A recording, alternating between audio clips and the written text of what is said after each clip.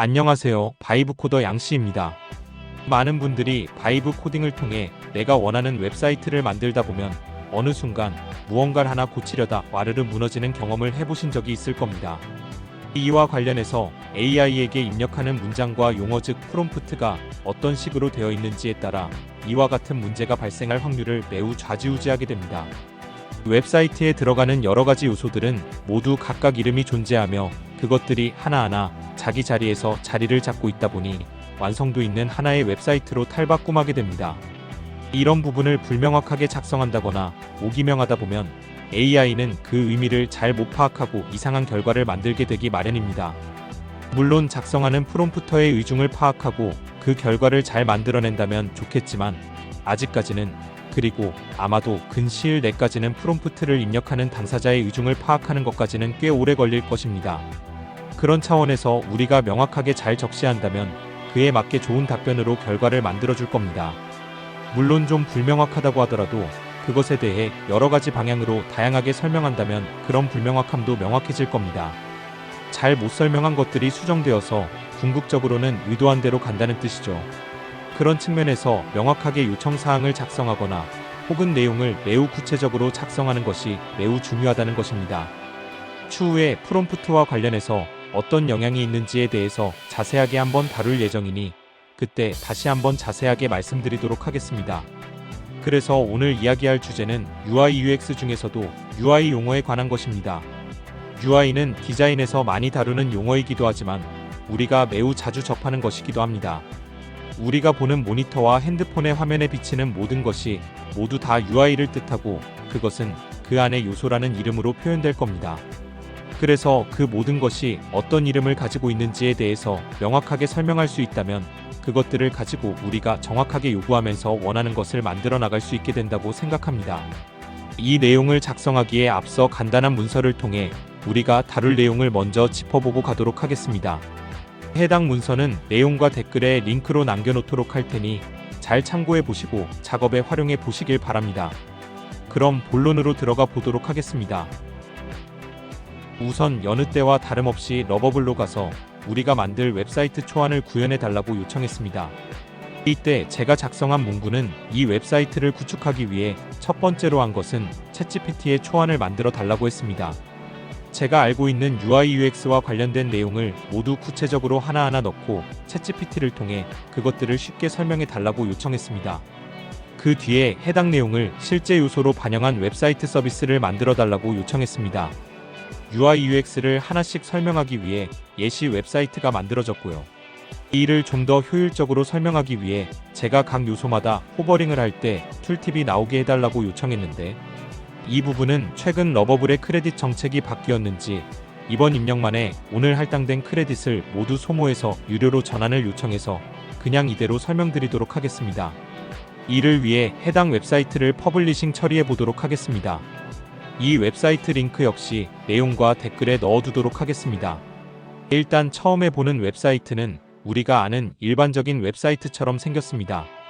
이제부터 하나씩 UI 요소들을 알아보도록 하겠습니다. 첫 번째는 상단에 있는 상단바 혹은 내비게이션 바라고 하는 부분입니다. 보통 로고와 메뉴 그리고 검색, 로그인, 기타 액션 버튼인 CTA가 들어있습니다.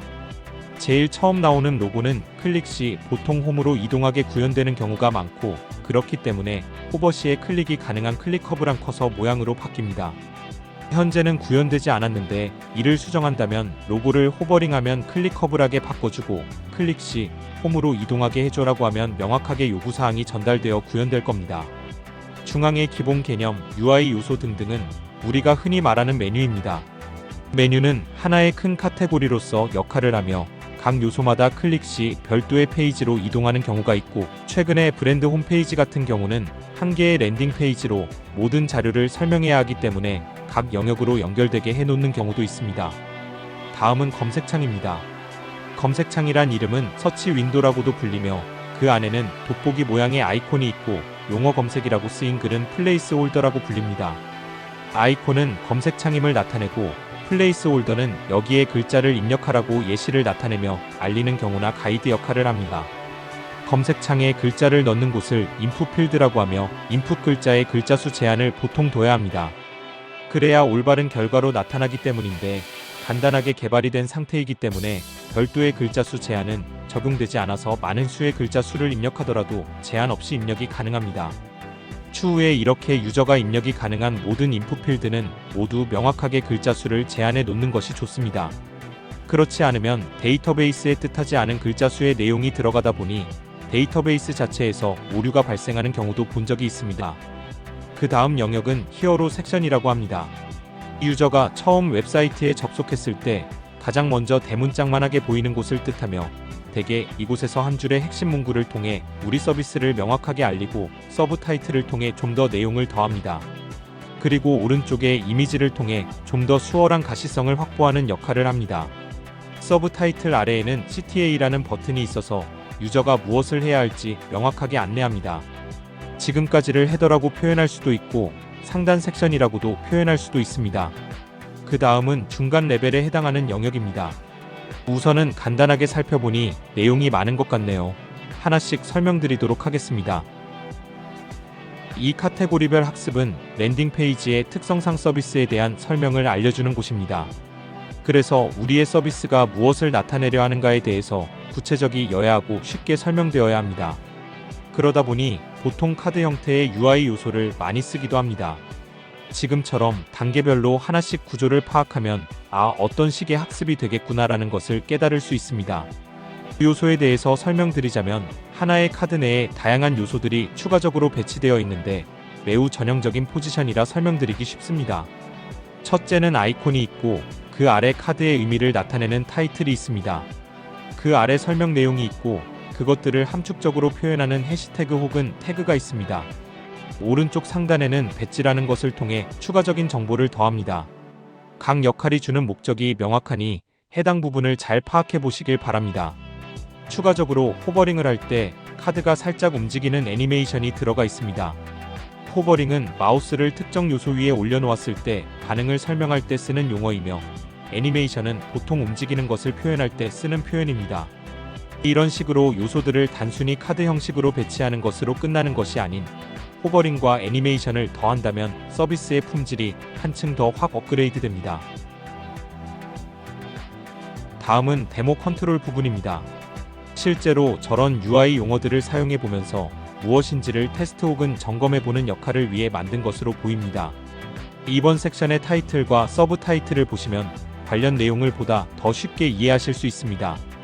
가장 중요한 건 실제로 기능이 작동해야 하는데 아직 그 부분까지는 개발이 덜 된 것 같습니다. 프롬프트 한 방에 모든 게 다 완벽하게 구현되기를 바라는 것은 조금 무리겠지요?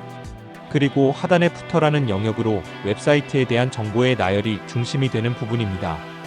보통 회사의 정보나 서비스에 대한 정보, 문의 등을 할 수 있게 메일 주소나 전화번호, 고객센터 등으로 이어지기도 합니다. 다음은 강의 목록이 있는 페이지인데요. 이런 것까지 기대하면서 만들진 않았지만 그래도 하나씩 설명드리겠습니다. 일단 이 페이지를 자세히 보시면 아까 말씀드린 카드 스타일이 전체적으로 적용되었습니다. 이런 스타일은 영역을 나누어 보여주기 때문에 각 영역마다의 목적이 명확하고 그것들이 자체적으로 하나씩 타이틀을 달고 설명하기 때문에 유저 입장에서는 시선이 굵은 타이틀 위주로 인식하게 되어 흐름을 이해하는데 수월합니다. 매우 탁월한 UI이자 UX 사용자 경험을 위한 방식이기도 합니다. 각 카드마다 타이틀이 있고 실전 프로젝트 영역 부분 같은 경우는 탭이 존재하여 탭을 클릭할 때마다 다른 데이터들을 보여줍니다. 하나의 카드 내 내용이 많을 때 탭으로 분류하여 보여준다면 사용자가 화면을 위아래로 내려갔다 올라갔다 하지 않아도 손쉽게 제어할 수 있기 때문에 매우 유용한 팁 중 하나입니다. 다음 페이지 역시 카드 형태로 매우 깔끔하게 구성이 되었네요. 역시 러버블 믿고 써도 충분히 좋습니다. 페이지를 디자인하실 때 영역을 카드 형태로 나눠서 구성해 줘라고 요청하시면 이런 레이아웃으로 구현이 될 수 있습니다. 다만 무조건 카드 형태로 구현하는 것이 장점이 될 수는 없습니다. 표현하려는 목적과 데이터가 맞닿아야지만 적절하게 사용될 수 있다는 점을 꼭 기억하세요. 참고차 네이버로 왔는데요. 네이버 역시 카드 형태의 디자인을 구축한 지 좀 됐습니다. 보시는 바와 같이 각 영역을 카드 형태로 구분하고 있고 필요시 타이틀을 달거나 광고 같은 경우는 단순하게 그냥 이미지만 노출하면서 그 목적을 달성합니다. 심지어 푸터에 광고를 넣는 어떻게 보면 대담함이자 실용성을 추구하는 모습까지 아주 좋네요. 그리고 마우스 호버시 각각 클릭커블한 영역과 그렇지 않은 곳을 명확하게 표현하고 있습니다. 우리의 클로드 코드는 열심히 알아서 잘 반영해주지만 잘 챙겨주지 않는다면 스스로 이런 요구사항을 넣으시면 훨씬 더 고퀄리티의 결과물을 보실 수 있을 겁니다. 지금은 햄버거 버튼을 클릭했을 때 나오는 사이드바에 대한 부분입니다. 이 용어가 어렵지만 하나씩 익숙해지신다면 어떤 상황에서 이런 것들을 쓰는 게 좋을지 확실히 느껴지실 겁니다. 그 밖에도 호버링 할 때 미묘하게 색상이 바뀌는 것이나 클릭할 수 있게 커서가 클릭이 가능한 형태로 바뀌는 것, 이런 것들이 모두 네이버답게 안정적으로 작동하고 있습니다. 이런 사소한 것들이 코드로는 한 줄 두 줄이겠지만 이를 사용하는 사용자 입장에서는 내 마우스 포인터가 어디 있는지 금방 찾고 빠르게 목적을 달성하는 과정이 될 것 같습니다. 여러분도 네이버에 가서 하나씩 호버링 해보면서 어떻게 바뀌는지, 어떤 식으로 반응하는지를 유심히 살펴보세요. 그것이 여러분의 결과물의 퀄리티를 상승시켜 줄 겁니다. 자, 그럼 다시 우리가 만든 웹사이트로 돌아와서 우리의 웹사이트도 호버링하면 적절하게 마우스의 움직임에 따라 반응하는 것이 이제는 눈에 들어올 겁니다. 누군가는 저 코드를 직접 작성해야만 한다는 걸 잊지 마세요. 지금까지 영상을 잘 따라오셨다면 대부분의 내용이 어떤 이름으로 대체될지 잘 보이실 겁니다. 아이콘, 타이틀, 설명, 호버링 등등으로요. 이번에는 한 가지 추가될 게 있는데요. 프로그레스 바입니다. 쉽게 말하면 진척도나 진행률을 나타내는 바 타입의 요소입니다. 이것은 몇 분의 몇이 진행됐다거나 몇 %가 진행됐다거나 하는 식으로 표현할 때 자주 쓰입니다. 이런 것은 유저가 쉽게 뭐가 어느 정도 됐구나를 알 수 있게 해주는 매우 유용한 요소이므로 잘 알아두시면 좋고, 이런 것들이 로딩이랑도 연결될 수 있으니 참고해 두셔도 좋을 것 같습니다. 그 밖에도 쇼핑몰에서 팝업을 통해 이번 세일 기간에 대한 알림이나 명절에 배송이 늦어지는 것을 알리는 목적으로 나타나는 팝업이라는 요소가 있고요. 팝업과 비슷하지만 반복적으로 나타날 때 쓰이는 모달과 토스트 메시지가 있습니다. 보통 등록하시겠습니까? 삭제하시겠습니까? 그와 같은 메시지를 모달로 띄워서 확인을 받으려 할 때 많이 쓰이고, 가볍게 좋아요를 눌렀거나 할 때 뜨는 메시지는 토스트 메시지라고도 불립니다. 그리고 리스트가 많으면 1, 2, 3, 4, 5 이런 식으로 아래의 게시판 페이지를 이동할 때 보이는 페이지네이션이라는 것도 있고요. 뭔가 내용이 어려울 때 마우스 호버링 시에 나타나는 툴팁이란 요소도 있습니다. 또한 무언가를 선택할 때 나타나는 드롭다운이 있고요. 이것은 클릭하여 나오는 리스트 중 하나를 선택해야 할 때 유용합니다. 프랑스의 수도를 작성해야 할 때 파리, 페리스 다양한 이름으로 쓰일 수 있는데, 이를 특정해서 하나의 옵션만 드롭다운으로 노출하면 다양한 이름으로 쓰이지 않고 한 개로 정의될 수 있습니다. 이럴 때 쓰이면 유용하고, 다만 너무 많은 개수가 나오면 유저가 드롭다운에서도 찾기 힘들겠죠? 그러니 상황에 맞게 써주시면 좋고요. N개 중 한 개를 선택해야 할 때는 라디오 버튼이라는 동그란 것을 사용하고요. 회원가입할 때 약관 여러 개를 동시에 체크해야 할 때 쓰이는 체크박스도 이럴 때 쓰이는 게 적절합니다. 토글은 선택 옵션이 2개뿐인 경우와 하나를 사전에 미리 설정해 놓을 수 있는 경우에 쓰면 좋고요.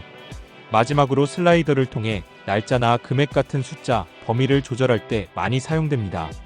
오늘 설명드린 UI 요소들은 핵심적인 내용들만 다룬 것이고, 이 외에도 엄청나게 많은 UI 요소들이 즐비합니다. 이런 것들을 하나씩 배우다 보면 어느새 AI에게 좀 더 구체적인 설명을 할 수 있고, 그렇게 구체적인 요구사항이 여러분의 실력을 상승시켜 줄 것이라 기대합니다. 오늘도 영상 시청해 주셔서 감사합니다.